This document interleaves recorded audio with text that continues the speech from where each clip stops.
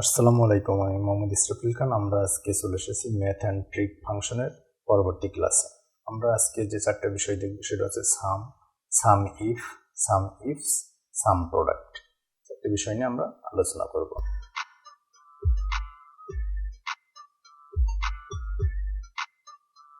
প্রথমেই দেখব সাম। সাম নিয়ে আমরা ইতিপূর্বে বেশ কয়েকটা ভিডিওই কথা বলেছি। আমরা আজকেও দেখব আসলে সামটা কিভাবে করা যায়। যেমন এই সবগুলো স্যালারিকে যদি আমরা একত্রে করি তাহলে কত টাকা হবে সাম করতে পারি। সবগুলো মার্ক করলাম, জাস্ট এখানে অপশানে ক্লিক করলাম, দেখুন টোটালটা যোগ হয়ে গেছে। এছাড়াও আমরা বিকল্প আরও একটা পদ্ধতিতে করতে পারি। যেমন এখানে আমরা লিখতে পারি সমান সমান সাম, ফার্স্ট ব্র্যাকেট শুরু, সবগুলো নাম্বার আমরা দিয়ে দিলাম,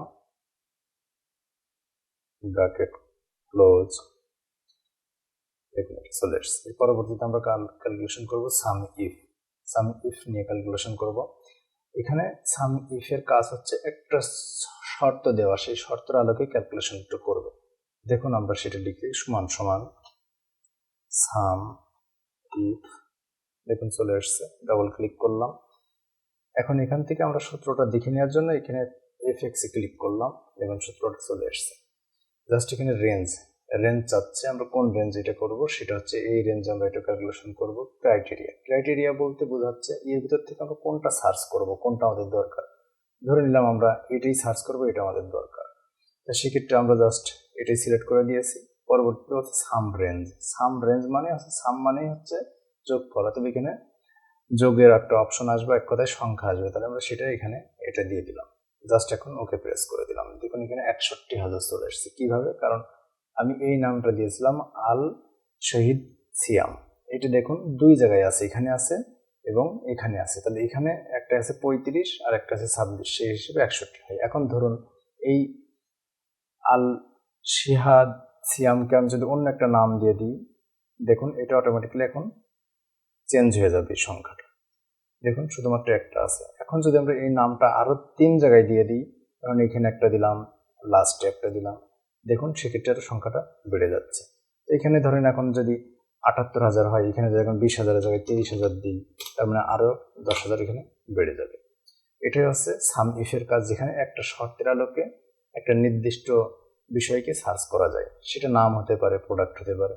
এরপরে যে বিষয়টা দেখবো সেটা হচ্ছে সাম ইফস এর কাজ হচ্ছে একাধিক শর্ত আরোপ করা যায়। ঠিক সেমভাবে আমরা এখানে লিখবো সাম ইফস, চলে আসছে সাম ইফস, ডাবল ক্লিক করলাম করে এখান থেকে আমরা আবার ফাংশন থেকে টোটাল ক্যালকুলেশনটা নিয়ে আসলাম দেখতে সুবিধার জন্য। সাম রেঞ্জ বলতে বোঝাচ্ছে প্রথমে আপনার সংখ্যাটা চাচ্ছে, আমরা সংখ্যাটা দিয়ে দিলাম। তারপর হচ্ছে ক্রাইটেরিয়া ওয়ান ছিল আমাদের, তার নাম সার্চ করব, সেইটার ভিতর থেকে কোন নামটা সার্চ করব সেটা আমরা এখানে দিব। ধরেন আমরা এইটাই সার্চ করব, সেটা দিয়ে দিলাম।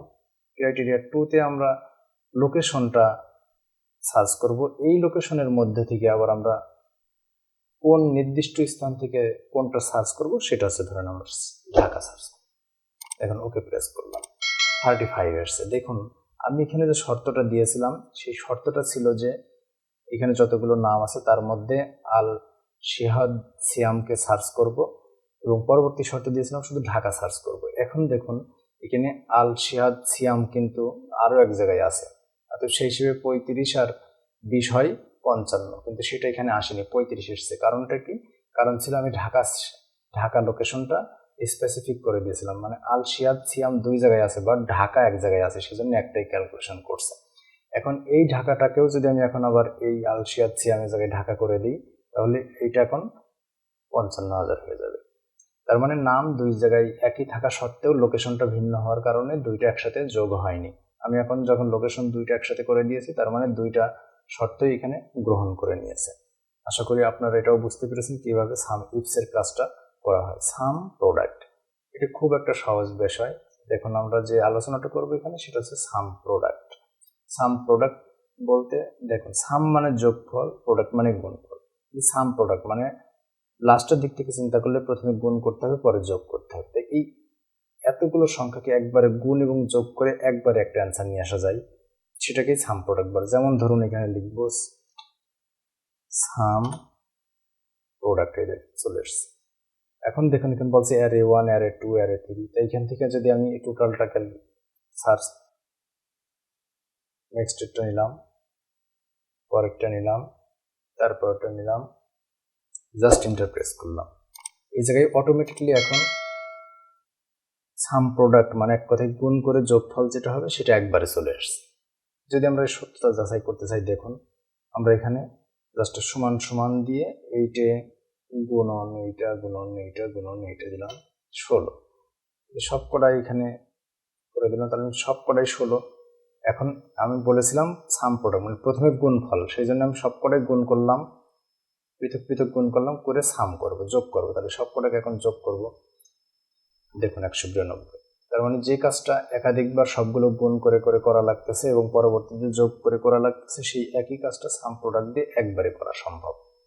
এটাই হচ্ছে ম্যাথ অ্যান্ড ট্রিক ফাংশনে সাম প্রোডাক্টের কাজ। আশা করি আপনারা খুব সহজেই বুঝতে পেরেছেন ম্যাথ অ্যান্ড ট্রিক ফাংশনে এই চারটে বিষয় কীভাবে আমরা ক্যালকুলেশন করতে পারি। এই সবগুলো ক্যালকুলেশনই আমরা পূর্বের ন্যায় এখান থেকে নিয়ে আসতে পারি।